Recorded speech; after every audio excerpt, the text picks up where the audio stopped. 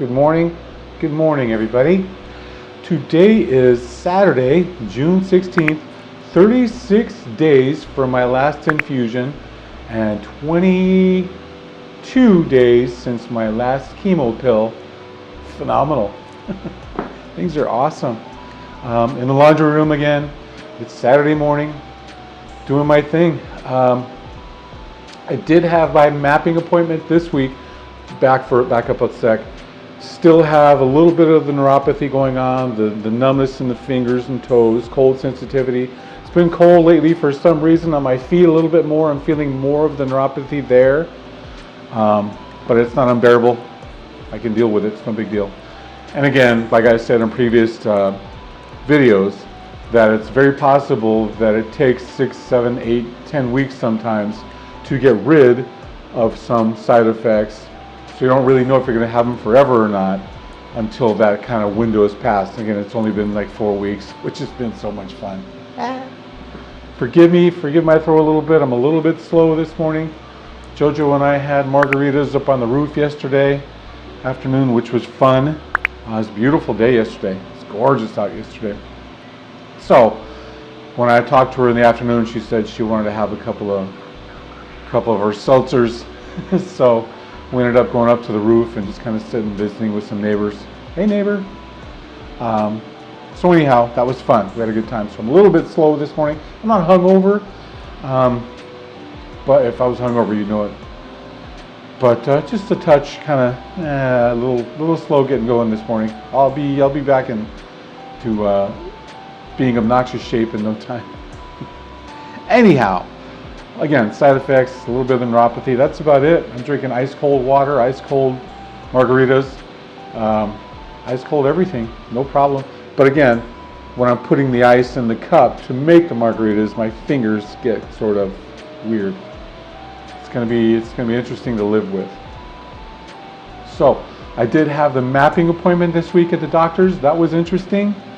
It's a big donut, and they put me on a table face down, nude, covered, into this big donut. And what they were doing is they were aligning my body to make sure that when they put me in that big donut for radiation later, I go in the exact same way.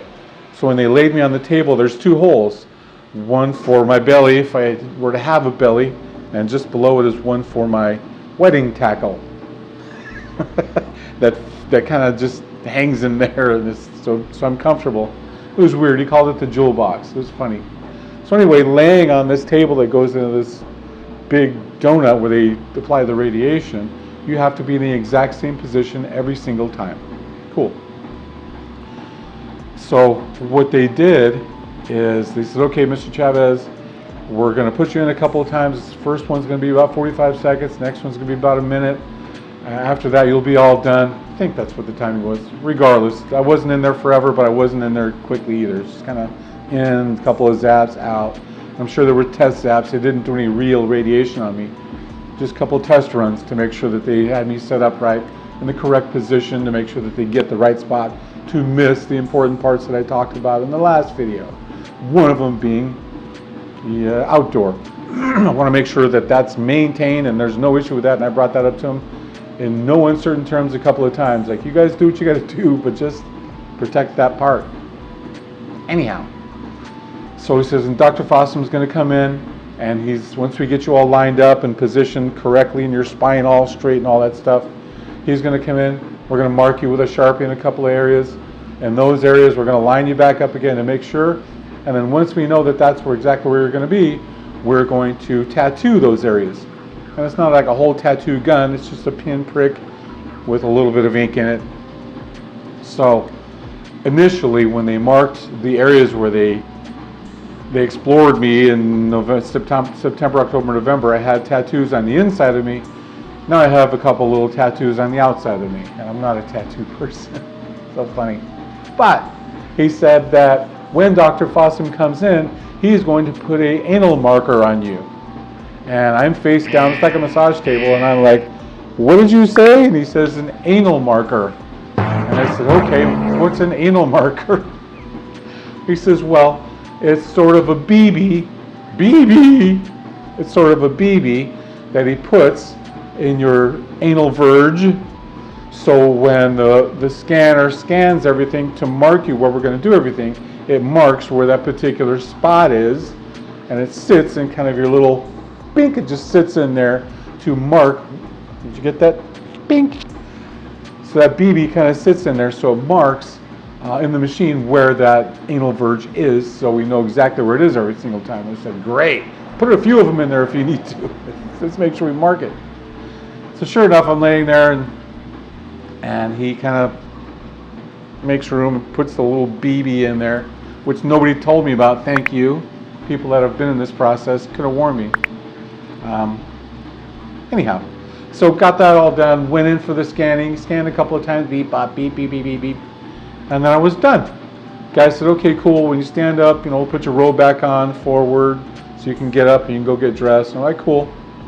So as I'm in my little dressing room right there in the radiation room, he kind of says, oh, Mr. Chavez, taps on the door. He says, yeah. He says, don't forget about the BB. I was like, oh, I guess. Had he forgotten, I would have walked around with that little damn BB in my butt for the rest of the afternoon and been freaked out later on when I found it. So I'm glad he said something, gave me a little glove, and I got it's certainly like a BB. It's like a little BB, wrapped in some sort of protective paper on sort of a little round disc that they kind of put in there. It's funny. Yeah, I guess you had to be there. I don't know, whatever. So I got my schedule, and my radiation starts on the 26th. So I've got this weekend left, all the next week, and then radiation starts on the 26th. I go in at 2:45 in the afternoon, and I explain when I got the schedule. Hey, I would love to come in the mornings because my job, I go back and forth to LA a lot, in Riverside County and Phoenix, and I spend a lot of time on the road. And as things get busier, I've got more stuff to do, but more often than not, I'm going to LA. And if I've got to come in here at any time of day, for regardless of how long it is, it slows up that schedule, because going back and forth to LA is a 5-hour drive time alone. So if I were just to get in my truck and drive to LA to the areas I typically go, Van Nuys, Beverly Hills area where all these nice pools are, and I turn around and come right back, that's a 5-hour trip by itself. Just that. Not to mention actually getting out of the truck, doing the inspection, which takes an hour and a half, 2 hours. It's a long road trip. So if I'm here, that sets me back and going there, and that's my job. So he's like, okay, I get it. Well, let's see what we can do to move you forward in the schedule. And they said, would you like to come in early? And I says, yes. Earliest appointment they have is 7:30. It's like, I'll take them if they're available, cool, but I definitely need something in the morning so I can be productive. So they ended up getting me, they couldn't change the first few. So for the first handful of weeks, and again, I start the 26th, I go Monday through Friday. For the first week, it's like 2:45 or something. On Mondays, after every treatment on Mondays, I see the doctor to see how things are going, and whatever. And then after that first week, then my next week, they're at 8:45 for a week and a half or so, and then they were able to move me up to 7:45 because that 7:30 spot was already filled. So 7:45 is cool. So I do that until August 3rd. I do it for 6 weeks total, which is cool. On top of that, I do my capecitabine pills, 3 in the morning, 2 in the afternoon. So it's chemo and radiation. It's not the typical chemo infusion chemo, it's the pill chemo. So I do my pills, 3 in the morning, 2 in the afternoon, Monday through Friday. Don't do those on the weekends either. And I do that whole process for that 6 weeks, 5.5, 6 weeks. So that's it for the mapping. That's it for the radiation part of it. It's pretty simple, fairly straightforward. I met another patient as I'm walking out of that appointment, and she looked like she had been there for a while, really nice. So she kind of gave me some good pointers. She's been in it 5.5 weeks now. She's got 8 weeks to go, or 8 weeks in total. It's only a few more weeks to go. And she says after her 5th week is when she started feeling some of that sunburning feeling. So I'm thinking, gosh, if I get lucky, man, I'll get to a point, knock on wood, where I won't have that sunburning feeling down there. which would be kind of a drag. I don't know if any of you sunbathe in the nude, but that's about what it would be, is getting some of those private parts, especially in the rear end, burned, and can't be comfortable. So we'll see how that goes. Great news. I got to see Will yesterday. Will, my man, it was so cool. So a couple of videos, we were trying to get together so I could, just visit.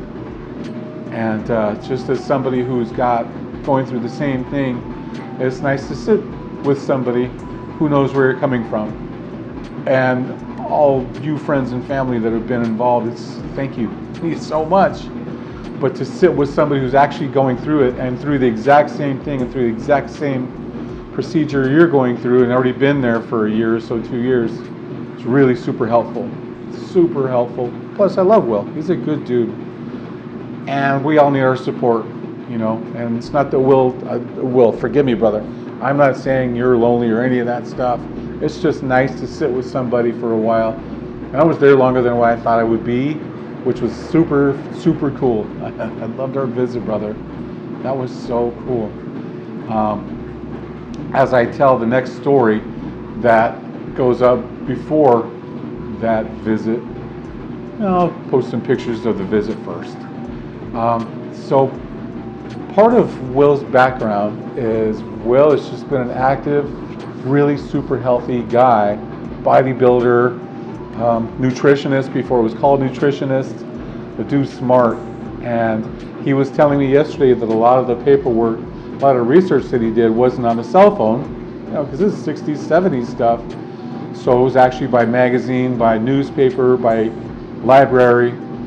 So he was telling me about how all that stuff works, he was instrumental in the whole Jack LaLanne process. But he had a program that he put together for his gyms that was really instrumental in how things get done now. And I could see how that process then kind of led to what we have now, health-wise or workout-wise, conditioning-wise. After that, he became a bodyguard, all around just sort of a good guy to this boxer that a lot of people knew at the time. And here are those pictures. So this first one is my favorite one. It's a picture of Will and Muhammad Ali and another couple of people walking down the street, and it's here in San Diego. I don't know the exact story about how Will got involved with the King, but he's the greatest, man. So it's funny to hear Will talk about Muhammad Ali, because he knew him on a whole different level than anybody knew him. So Will was never the guy who would walk into a place and say, and this thing was always, ha! So Raul and I used to make fun of that all the time. Not make fun of it, but that was our catchphrase for, have you seen Will lately? But he was never the cat to walk into the bar saying, hey, I used to work for Muhammad Ali. He never put that out there. He was never a braggart like that. And he did that for a number of years, as you can tell by the pictures that are flashing on the screen. Never that guy. But it's part of his interesting background, because Will talks to you like I've never talked to anybody ever before. There's something super crazy genuine about how he talks with you. He never talks to you, he never talks at you, he talks with you. And I don't know how to explain that any other way, because he's not trying to teach you anything, but he's also not trying to listen so intently to try to pick up anything. He's just there, and he's completely present when he's talking to you, and it's the coolest damn thing. When you sit with people, lots of times you can tell that they're thinking about something else, or you can see in their face that they're wondering what it is they're going to talk about next when you're done yapping. And Will doesn't do that, and that's really super genuine and super rare. And that's one of the reasons I love visiting with you, Will.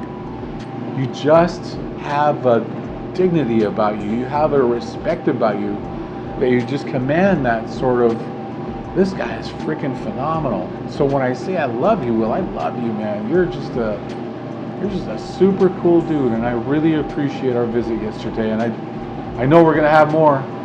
But anyway, towards the end of the visit, Will took me out back to his little Zen setup, his little garden setup that he's got. And I got to tell you, man, he's got it nailed.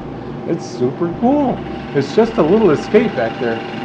Spin cycle's coming up, but it's sort of it's just a little escape for him where he can kind of go sit and get away from it all and have a cocktail and just kind of chill out and just kind of get into his own spot. And you can tell by all the work he's done there and all the work that he's got there that he cares about it deeply. And it's very clean, it's very nice, and it's very comfortable. It was fun. Yeah, I really got a lot out of our visit yesterday, bud. I really appreciate it, and I want to come back. I want to get some pictures of it. He wouldn't let me take any pictures of him, and I understand why. I totally get it. But I got to get pictures of your spot, a couple more of your apartment. His apartment's super clean, man. I mean, the guy is just, it's not Felix Unger, Felix Unger, the Odd Couple clean like that guy, like to where you feel bad touching anything or sitting anywhere, but it's clean. And he was saying it's carpet that's been there for a while. You wouldn't tell. The man lives right. You can tell. So, thank you, Will. I appreciate the visit, too. I really, really do. For everybody else, have a great weekend. Happy Father's Day to all you fathers out there, and some of you fathers who are mothers like me.